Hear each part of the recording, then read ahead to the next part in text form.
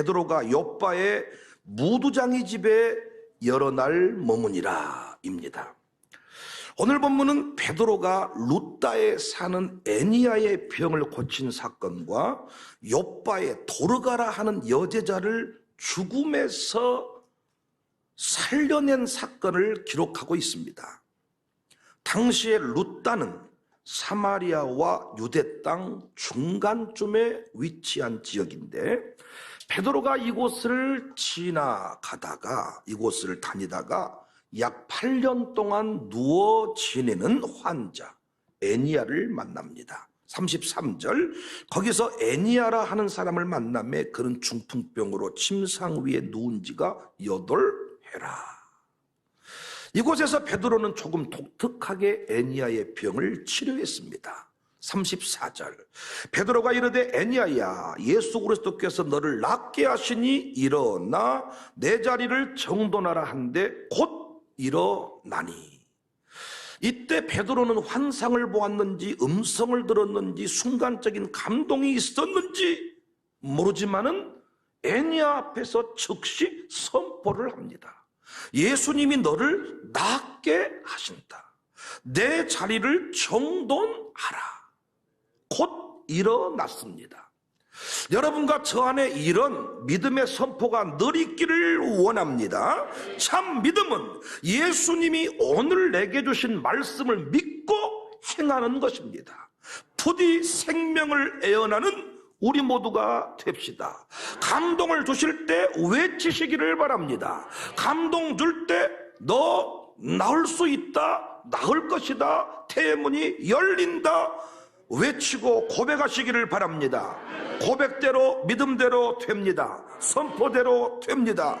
꿈의 법칙을 공부해봐도 꿈은 선포될 때 역사가 일어나요. 믿음 없이는 선포를 못하죠. 여하튼 선포했습니다. 그랬더니 기적이 일어났습니다. 또 한 사건이 소개되는데, 말씀드린 바대로 룻다로부터 15km쯤 떨어진 욥바라 하는 곳에 어떤 한 사람이 죽었어요. 36절 이하, 욥바에 다비다라 하는 여제자가 있으니 그 이름을 번역하면 도르가라. 선행과 구제하는 일이 심히 많더니 그때에 병들어 죽음에 시체를 씻어 다락에 누이니라. 한 사람이 죽었는데 그 사람이 누구냐? 여제자 다비다. 그 이름을 번역하면 도르가였습니다. 그런데 그 여자는 보통 여자가 아니에요. 선행과 구제하는 일이 심히 많았던 자로 소개가 됩니다.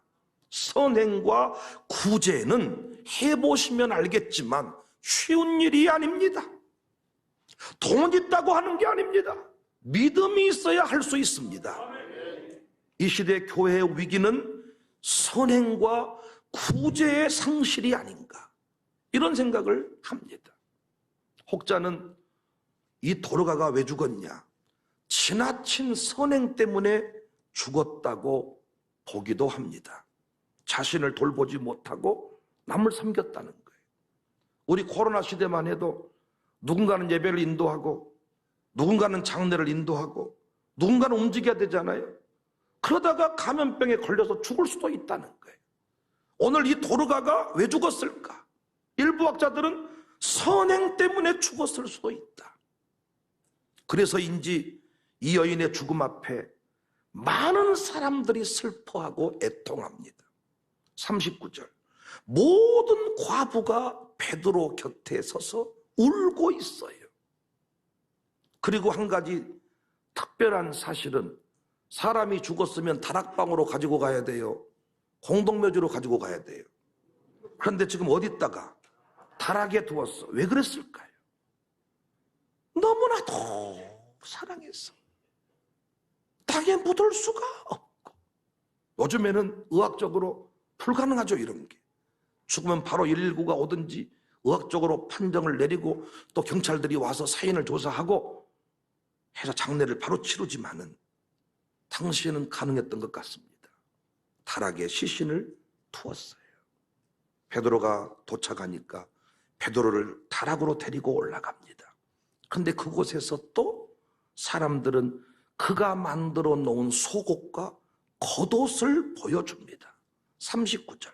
베드로가 일어나 그들과 함께 가서 이르매 그들이 데리고 다락방에 올라가니 모든 과부가 베드로 곁에 서서 울며 도르가가 그들과 함께 있을 때에 지은 속옷과 겉옷을 다 내보였다. 이 겉옷과 속옷도 가난한 사람들을 위해 준비한 것들로 추정이 됩니다. 베드로가 이 도르가의 소식을 듣고 가슴이 아팠겠죠. 눈물이 났겠죠. 저는 우리 교회 성도들이 돌아가셨을 때 사람들에게 홍어 맛을 돋구는 사람이 되지 말고 참 밥맛도 잃어버릴 만큼 그래도 애곡할 수 있는 이런 인생을 좀 살았으면 좋겠다.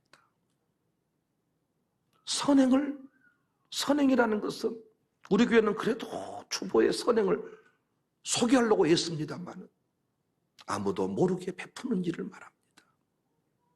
있어서 하는 게 아니죠. 베드로가 마음이 아팠어요.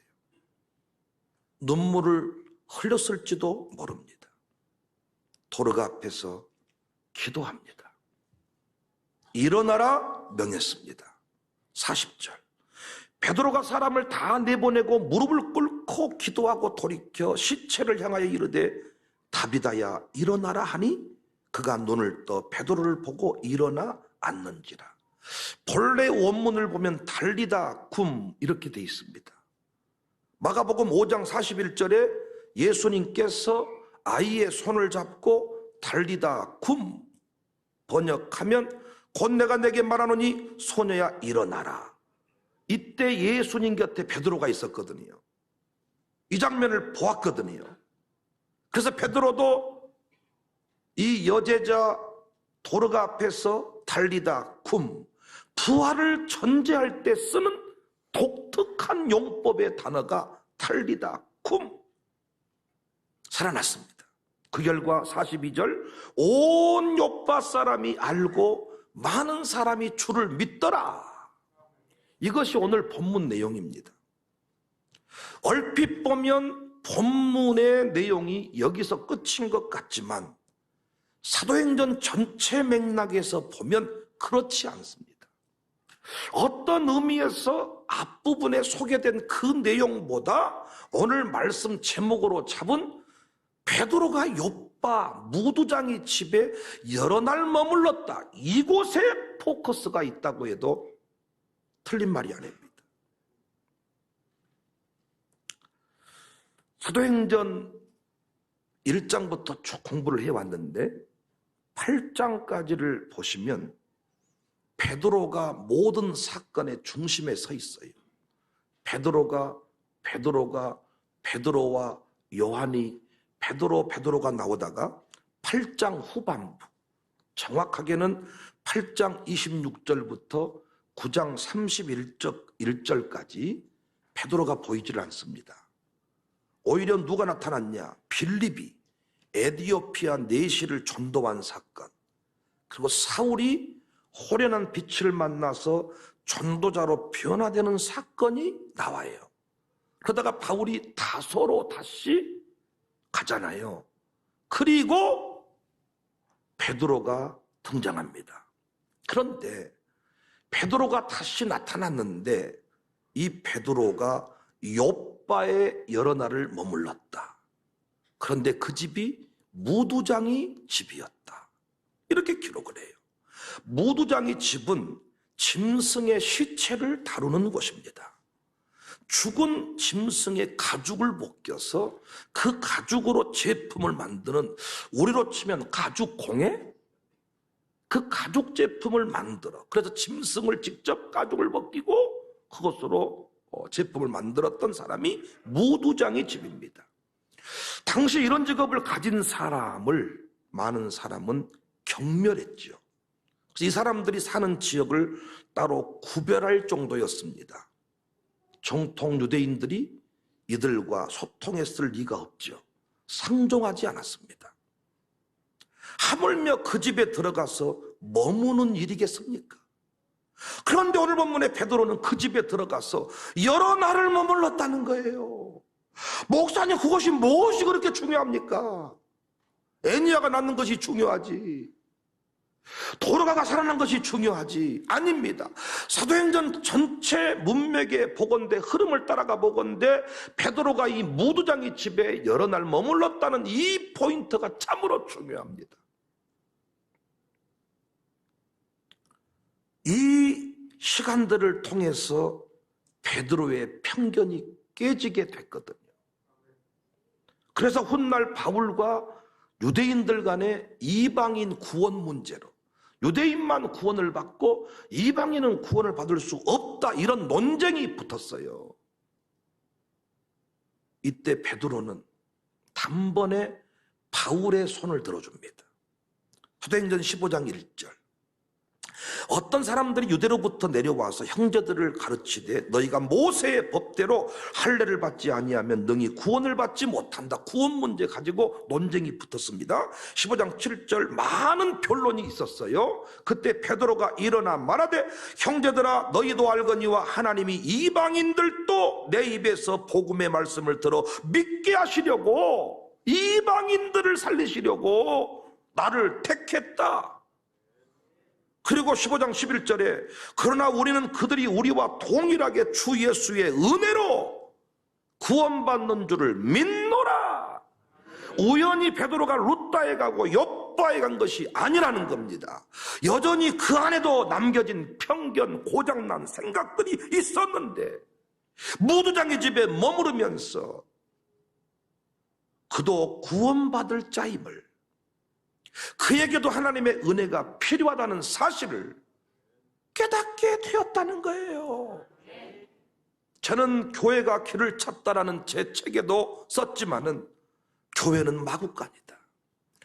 이 마구간은 오늘날처럼 제대로 된 건물을 말하는 게 아닙니다. 기둥 4개 박아놓고 천막 쳐놓은 형태. 우리 시골에 예전에 그런 집도 있었습니다. 가난한 집은 그냥 말뚝 4개 박아놓고 그냥 천 쳐놓고 지푸라기 해놓은 곳이 그냥 마구간, 그곳이 소가 잠자고 소가 밥 먹는 그런 곳이었습니다.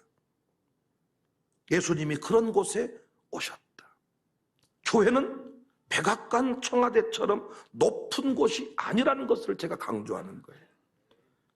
교회는 부름받은 자라면 누구든지 다 나올 수 있다. 이것이 우리가 오늘날 잊지 말아야 될, 놓치지 않아야 될 중요한 정신입니다. 샬롬스쿨도 마찬가지입니다. 저는 성적표를 통해서, 체력 검증을 통해서 학생을 모집하지 않았습니다. 성적표 제출해라 한 적이 없습니다. 부름받은 자는, 하나님이 입학시키라고 한 자는 누구든지 다 입학을 시켰습니다. 그런데 오늘날 교회, 또 선배들로부터 너 교회 비판한다고 욕먹을지 모르지만 목사로서 제가 교회를 바라보건데 마구간 같은 모습이 없어요. 고급진 사람들끼리 모여서 연말 디너쇼를 즐기는 것과 같은 모습이 자꾸 연출이 됩니다.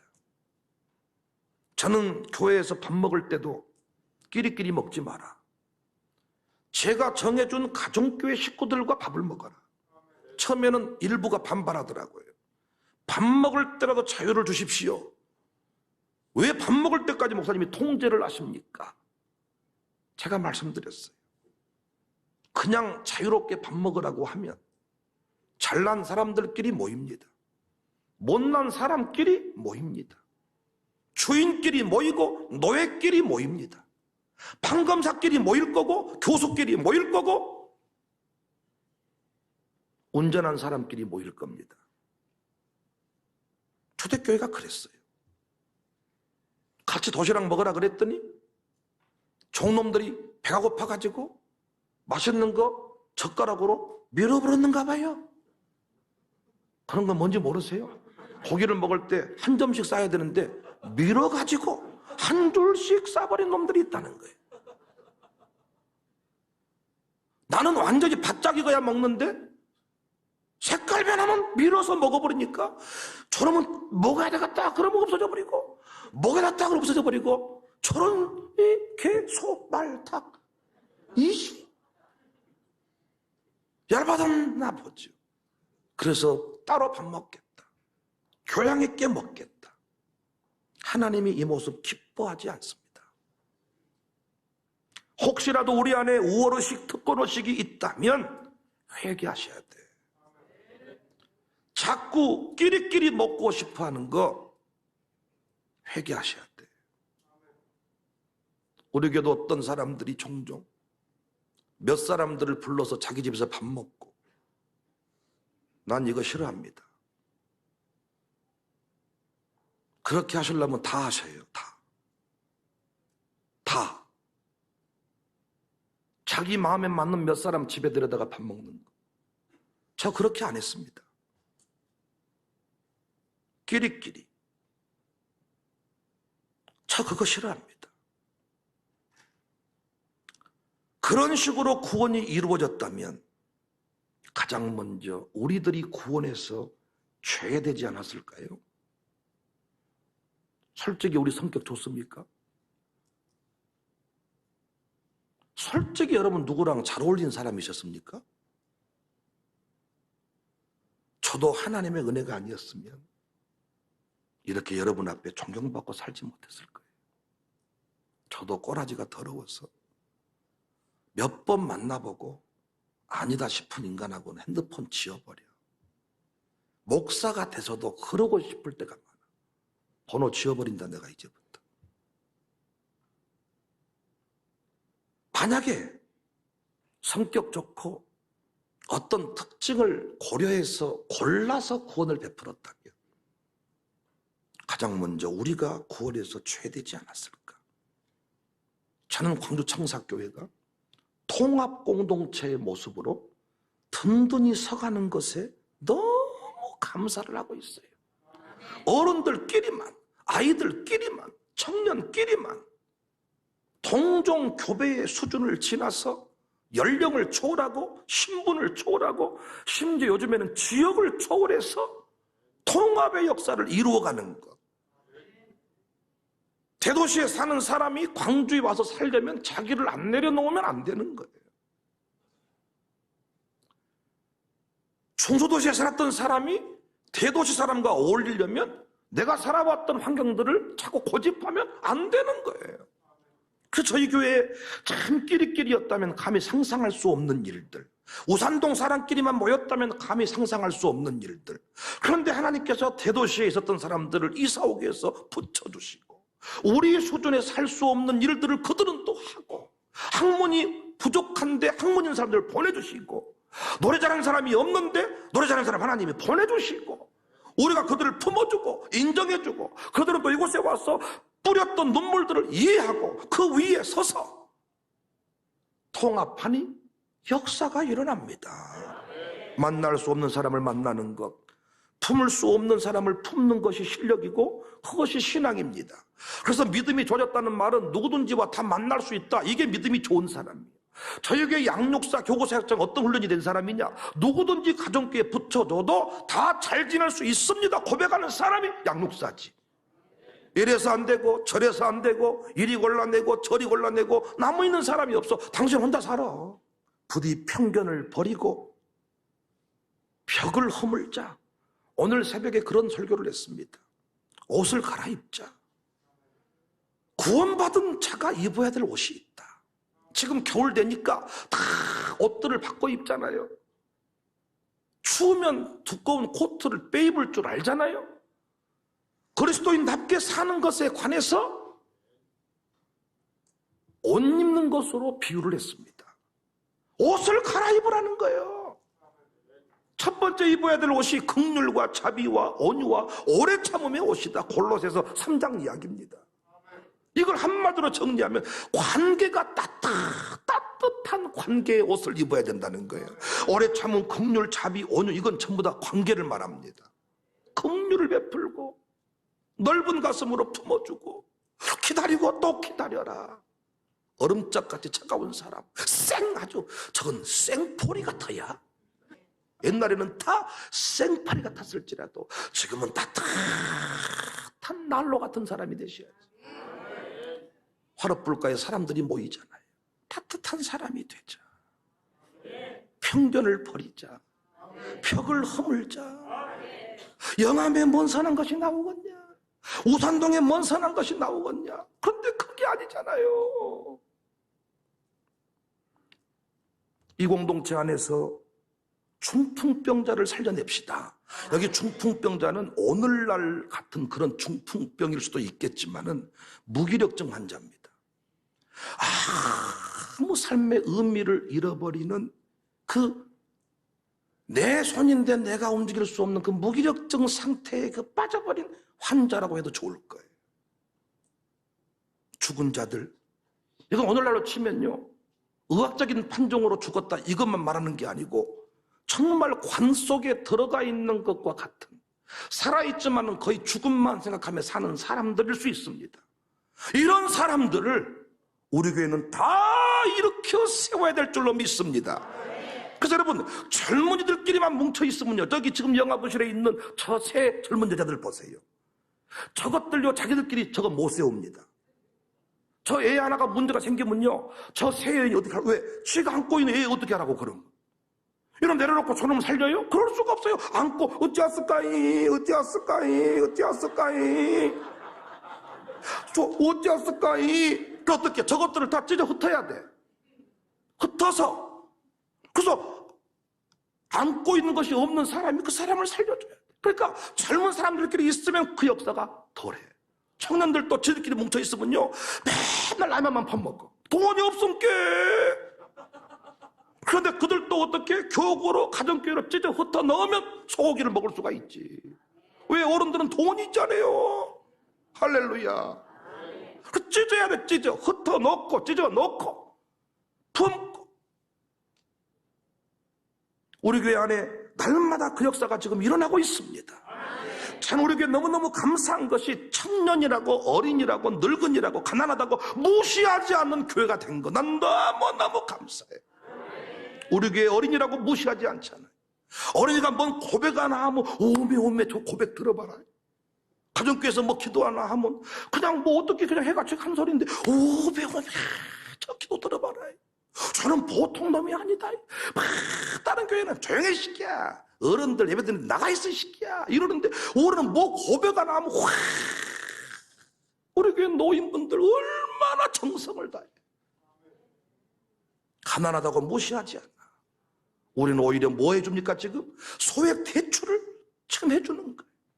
가난하고 헐벗고 100만 원 200만 원 없어서 눈물 흘린 사람들한테 우리는 어떻게든지 간에 만들어서 그분들을 섬겨드리는 거예요. 왜? 개인들한테 돈을 빌려보니까 그분들이 너무 자존심이 상하고 200만 원 한꺼번에 못 갚더라고요. 그래서 폼나게 은행이라는 이름으로 대출을 시행해 주는 겁니다. 지금 은행 가보세요. 얼마나 사람을 비참하게 만드는지. 지금 은행은 대박 나버렸어요. 이자를 올려가지고 역대 최대 매출을 내고 있답니다. 한 사람 한 사람을 다 하나님의 사람, 한 영혼 한 영혼을 하나님의 작품으로 보는 눈이 열린 건 너무너무 감사해. 그래서 우리 교회는 도시와 농촌이, 농촌과 도시가 다 어우러져야 돼. 여하튼 우리 교회는 무두장이 집에 여러 날 머물렀던 역사를 가지고 있어요. 우리 교회는 참 교만해질 수 있었는데 무두장이 집에 베드로를 보낸 것과 같은 역사. 우리 교회에 그런 분들이 다 모이셨어. 그러니까 우리가 하나 되기가 쉬운 거예요. 고집하는 자가 없고 잘난 척하는 사람이 없고, 앞으로도 이런 강점을 가지고 온 인류를 다 구원합시다. 다 품어버립시다. 청년도 이 안에 들어오면, 어린이도 이 안에 들어오면, 세댁도 이 안에 들어오면, 영암댁, 강진댁, 목포댁, 뭐 광명댁, 누구든지 간에 순천댁 다 오면 다 품어버리는 그런 교회가 됩시다. 베드로가 요빠의 무두장이 집에 여러 날 머물렀다. 하나님이 우리 그 훈련시키셨습니다. 앞으로도 계속 품을 줄 알고 변화시킬 줄 아는 성숙한 자들이 다 됩시다.